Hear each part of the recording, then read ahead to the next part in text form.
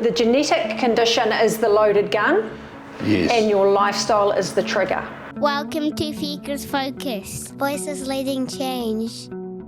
Kia ora, Heidi. Hello. It's awesome to sit down with you. So just a bit of background for our whānau.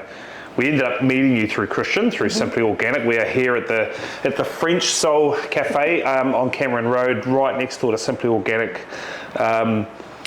It's been a cool pathway for us. I understand food, but now going down this path of the organic route, I guess I underestimated it in my own sense because I grew up growing food and having access to all this fruit and veggie, and actually as we were driving overhead noticing all the orange trees and citrus trees and things that actually are around us, but we underestimate the impact of food, especially on children.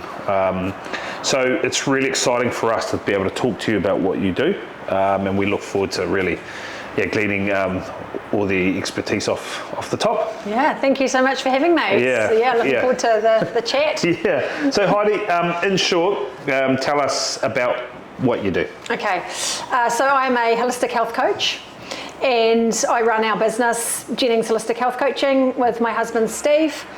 And what we do is we deliver health coaching programs to our clients. So our clients are typically people who have tried everything. Many of them are chronically unwell, and they've been to all sorts of doctors and specialists, and they're really at a point where they're stuck and often quite disillusioned.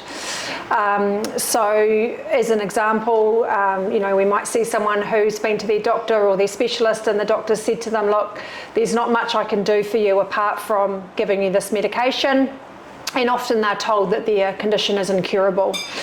And so I guess an easy way to explain what we do is we call ourselves the last cab off the rank, because we're often the last point of contact for a lot of people. And so what we do is we give them a holistic program of healing, and we focus on what we call the 5 functional pillars of health. So those are nutrition, exercise, gut health, sleep, and addressing the root cause of stress.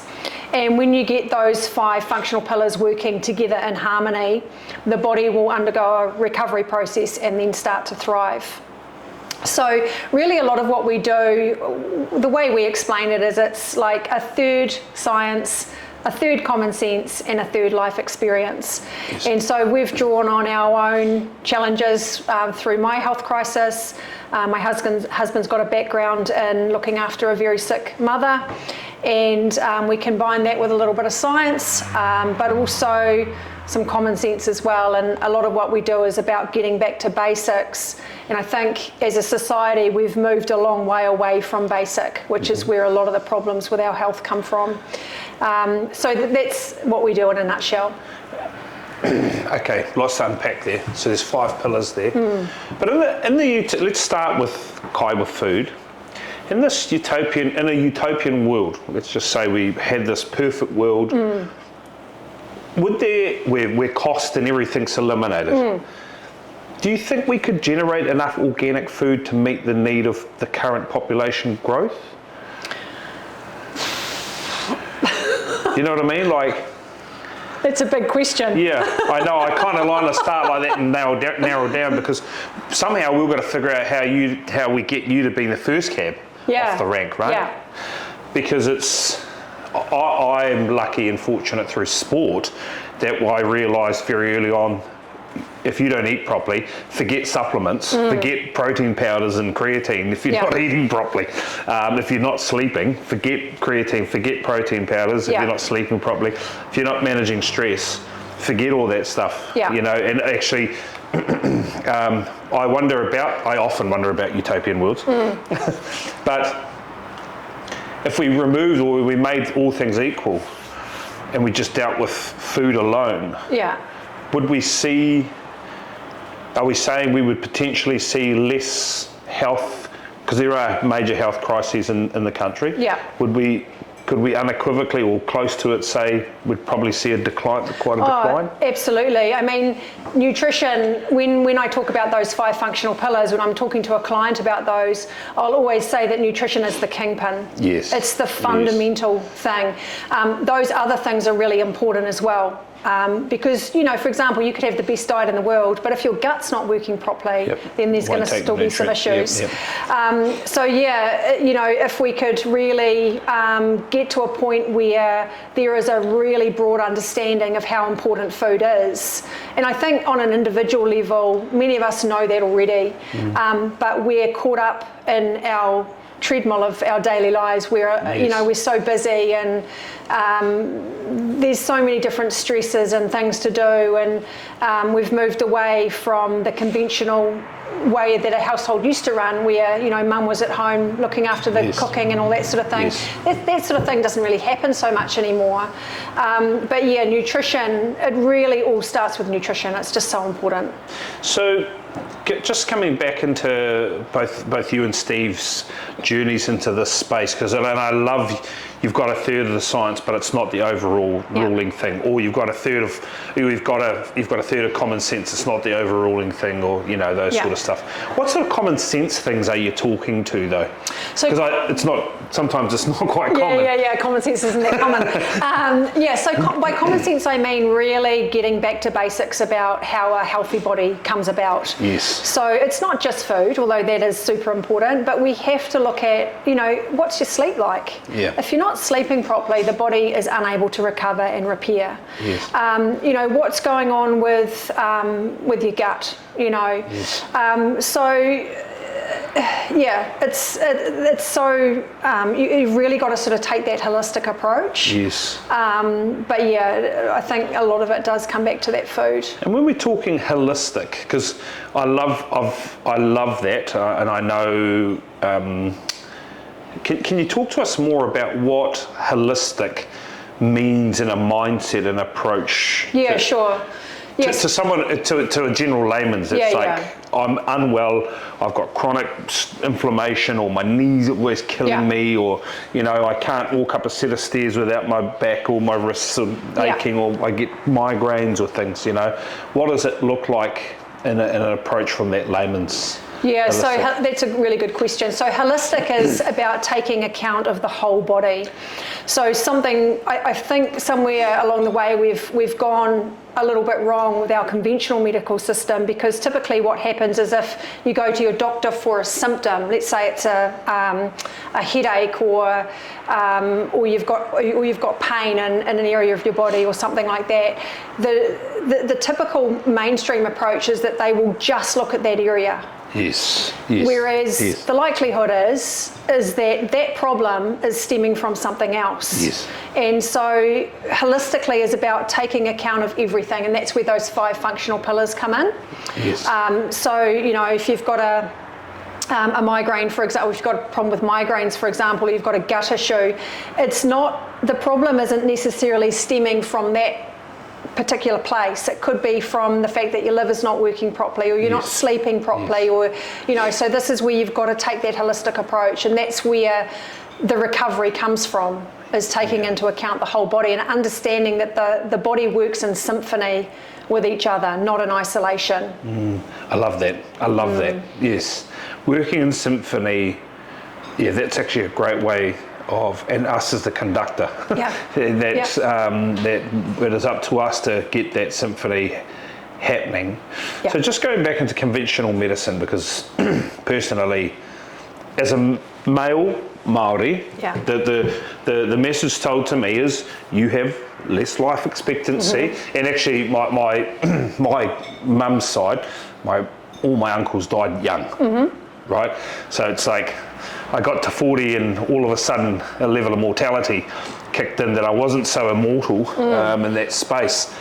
But conventional medicine, I think in some ways too, certainly has damaged the mindset and psyche of how we treat our bodies, because we can go until we drop and then just get on board some medication and we'll be sweet. How do you and Steve address that, the psyche or the mindset around, conventional medicine certainly hasn't worked, so what are you going to do for me? Yeah. So I think people are starting to realise that conventional medicine has its place, and we're certainly not against that. No. You've got to have medicine in emergency situations, but the conventional the medicine doesn't address the root cause of the problem. Yes. It's there to mask the symptoms so that you don't experience those symptoms. So it's really about sort of explaining to people that, yeah, it's okay if you're on medication, that's okay, but you don't have to be. And this is where I think a big part of the problem is coming from, where doctors are saying to people, well, all I can do for you is give you this medication and you're going to have to be on it forever. For example, high blood pressure or high cholesterol or whatever. What a lot of people... Arthritis. Yeah, and I think what a lot of people are missing is that pretty much every health issue is... it's resolvable unless you've been diagnosed with a terminal disease. It's a little bit different, but when you get those 5 functional pillars working, most health issues are actually resolvable. Yeah, we're trying to switch away from actually just eating ourselves to death, and slowly, versus actually being preventative but also informative. Yeah, because what you're talking to in that sense is knowing and understanding that just because you're not taking a bunch of pills or injections or whatever does not mean that you can't heal. Yeah, that's what we're saying. And in today's busy world and stress levels, we can actually take one step towards our own holistic health, and that is by attacking what we're eating from the start. Yeah. So just fast forward, if you go into some of the client work that you're doing, what are some of the patterns you've seen? You've already talked to one, your last cab off the rank. So that's a pattern, which is not a great pattern, right?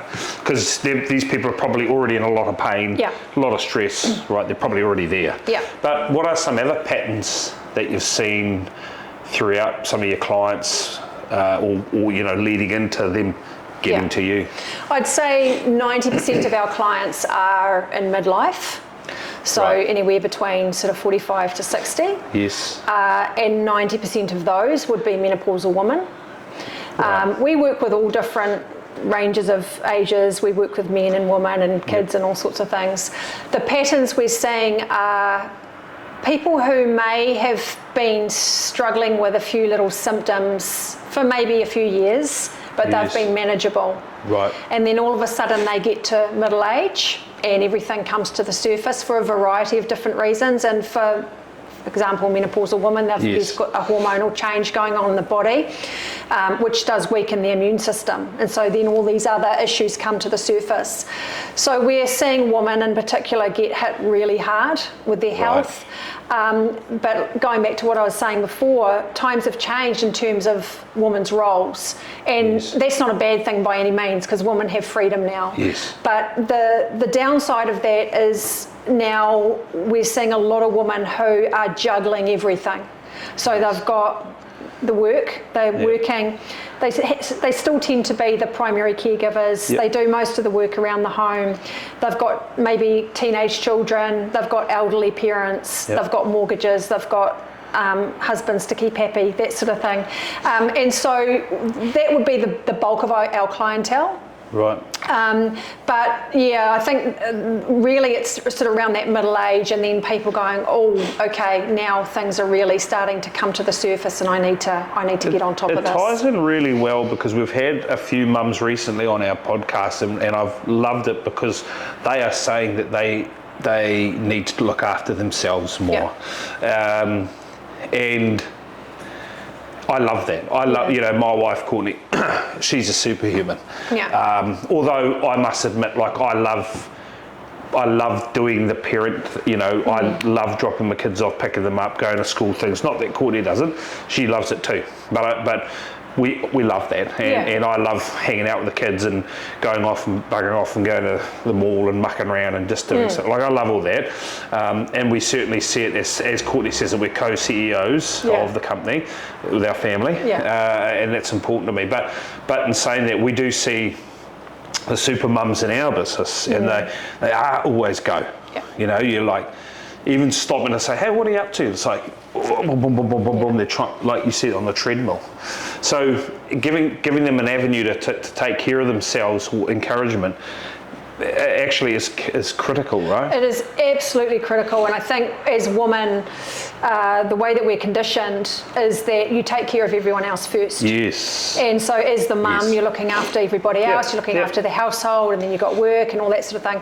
And so the mum tends to fall to the bottom of the priority list. And Yes. one thing that we always come back to is, you know, when mum falls apart, the household falls apart, because she's Yep. the pillar in a lot of Yep. ways. Yep. And then they sort of get to this midlife, and because women are having their babies later now, you know, a lot of them are waiting till their mid-30s or their early 40s, and then suddenly, you know, they might be going through menopause, but their kids are still quite young. Yeah. And so... And they might be in high-powered positions, mate. Exactly. Mate, they might be, and we know these people. Yeah. They're like high achievers. yeah. Leading their own business, running CEO, you know, principal, head teacher, all this stuff. Yeah. And they're having children and throwing that on board. Yeah. It's a lot. It is a lot. And then you throw It's a major shift a major cultural shift. Yeah. And I mean, I know going to the gym from when I went, you know, to when I am 42 today, like, it is harder to get going. Yeah. You know, your body's just not, and it's, I can only imagine going back to play footy would be dreadful, but, you know, I can only imagine the trauma on the body having children, let alone the mind, and then, it is a pattern. It is a pattern that we see. Yeah. But we want to, for us, and this is why I'm so stoked to talk to you, is because there are other options out there that don't necessarily mean you having to, A, like you said, wait 2 or 3 weeks to see a medical professional. Yeah. B, you can take steps yourself to really resolve, maybe not all, but majority. Yeah. And it's through talking to people that, A, have common sense around it, use science and your own experiences. Yeah, wow. Okay. So, any other patterns? Any other patterns outside of, you just spoke about that kind of middle age? Anything else? I think there is a bit of a pattern where people think that if there's a genetic component in their family, that they are predestined. Yes. And the way that we explain this to people is like that heart disease or heart disease or something. People say like some form of cancer. or my mum had high cholesterol, so I've got high cholesterol. Yes. And so what we explain to these people is that actually the genetic condition is the loaded gun. Yes. And your lifestyle is the trigger. Right. Yeah. Because So they negate that your dad might not have had any cholesterol. Yeah. But your mum might have had it. Yeah. Your dad was mega healthy. But your dad might have, even though he might have had high cholesterol, he might have had a really bad diet, or he drank too much alcohol, or, you know, things like that. Yes. So the loaded gun is, okay, you've been born with this predisposition, but it's actually your lifestyle which is going to determine whether that condition is expressed. Actually, and so great point. genetics are like, they account for about 5%. They're not nearly as high as what people think. And so this is a mindset thing. So why again. are people thinking that? Social media. Well,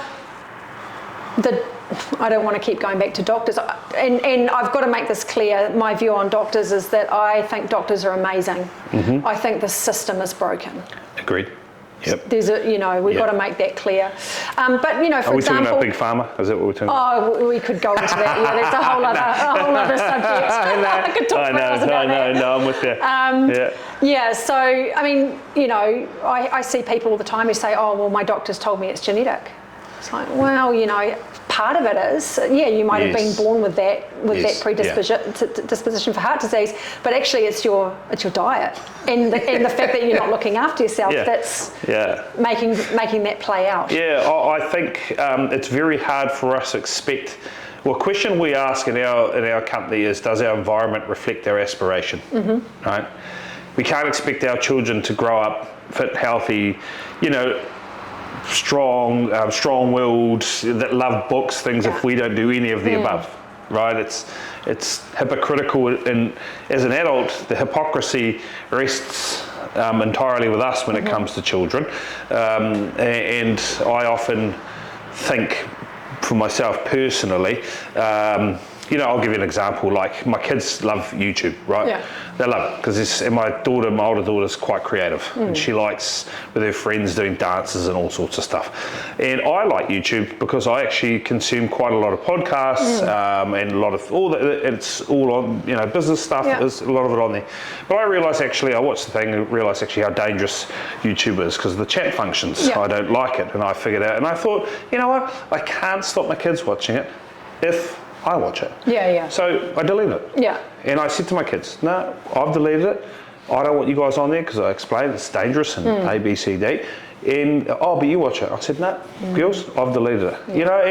And that's a small, but the right example. We can't expect to live through hypocrisy and hope that our children go into that space, because ultimately we'd hope that no one has to see you. Right? Yeah. Or doctors. Yeah.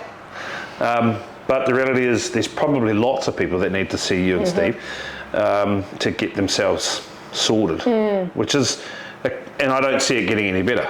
It's not getting better, it's getting worse. Yeah. It's getting worse. And we're seeing, even though, there's a pattern for midlife people that are getting hit harder, we're seeing younger ones as well, like in their teens and in their 20s, with diseases that never used to be prevalent in that age group. It's phenomenal. I lived in the Middle East and it was phenomenal.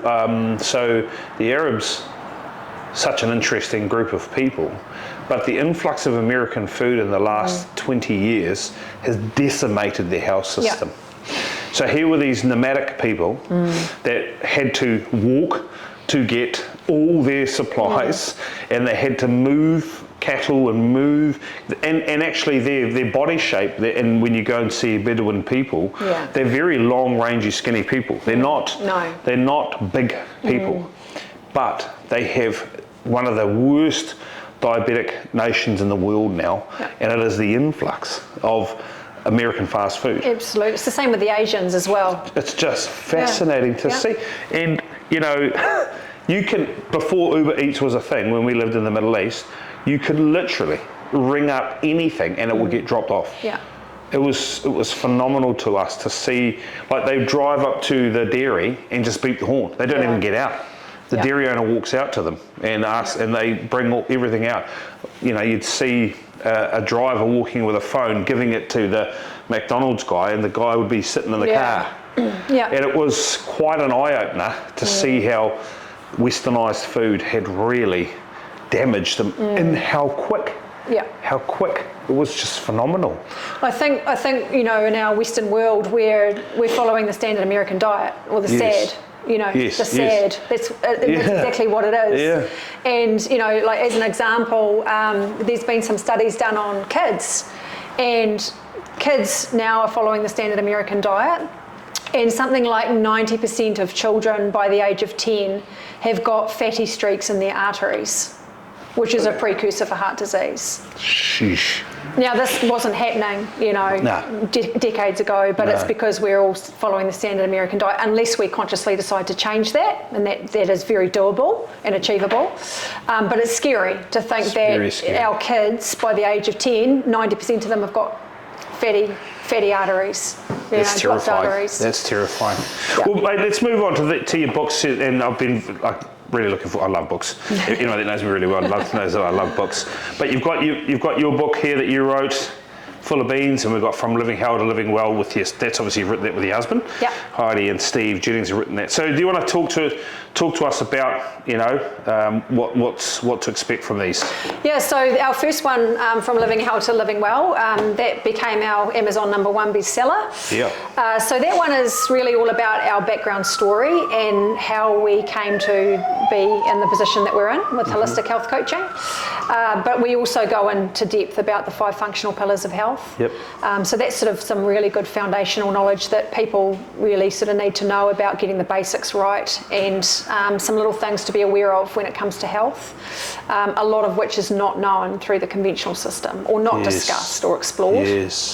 And then interesting. Sorry, before you go on to Full of Beans, interestingly, Dan Pink, he wrote a book, and he talked to. I'm just trying to think of the name of the book, but anyway, he talked to abundance, and abundance being a major issue in the world. because you think about our grandparents, you know, they ate what they were given, and they got to grow whatever it was and they used it. And then you think about most ancient cultures, they were never an abundance-driven living people, right? It was they ate what they had to eat, and there's a lot of movement in it. And it's funny, I think, again, we're talking about these pillars, but actually these pillars are only necessary because of where we sit in society today. Yeah, now that you're talking to me, you start to think through, even, I'm not that old, but, well, I'm 42, so I guess but I'm in that space, but I'm even thinking back to myself as a child, how way more mobile we were because Mum let me go out on my bike till the lights came on at night. You're talking about that sort of stuff as it was things we didn't even have to think to. No, and like, you know, back then, I'm not much older than you, just a few years older. And, you know, back then, of course you had your processed food and all that sort of thing, but it wasn't nearly as bad as what you get now. So you go into the supermarket now and every aisle is just loaded with packaged and processed food full of stuff that we really shouldn't be eating. It is really scary, you know, and it's about, I think, becoming aware of it and aware of what it's doing to our health and what it's doing to our kids' health, and then going, okay, I'm going to make a change. Awesome. And then Full of Beans? Full of Beans, that's the follow-up. Actually, both books stand alone. You don't have to read one or the other. That's all about the plant-based diet. So I specialise in plant-based nutrition. Right. And that book is just all about how to transition easily, and you know, some tips and tricks about how to do it and to set yourself up for success when you're following that way of life. Yeah, well, you know what, Heidi, I mean, again, it's you must be doing amazing work in that space, and I often think about going back to where we started, that utopian world.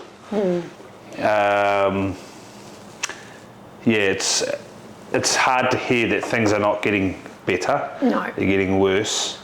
I often think of the influence of other aspects like social media and all that sort of stuff, but the reality is you can literally pick up a book like From Living Hell to Living Well and sort yourself out.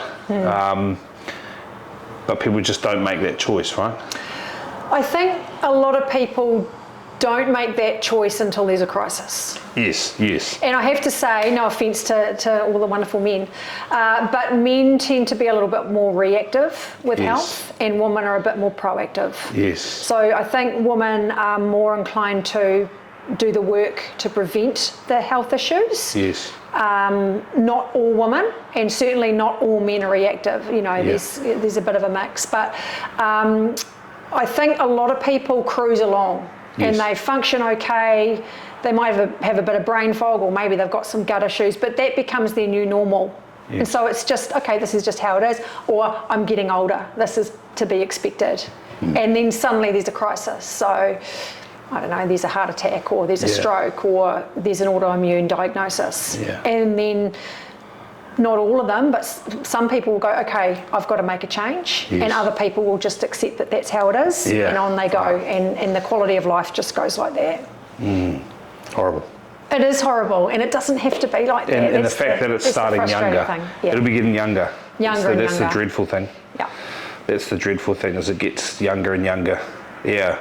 Well, Heidi, we thank you for what you do. We'll put your show note in the show notes and stuff about you. But where do we find you? Where do we find you online? So our website is jenningshealthcoach.com.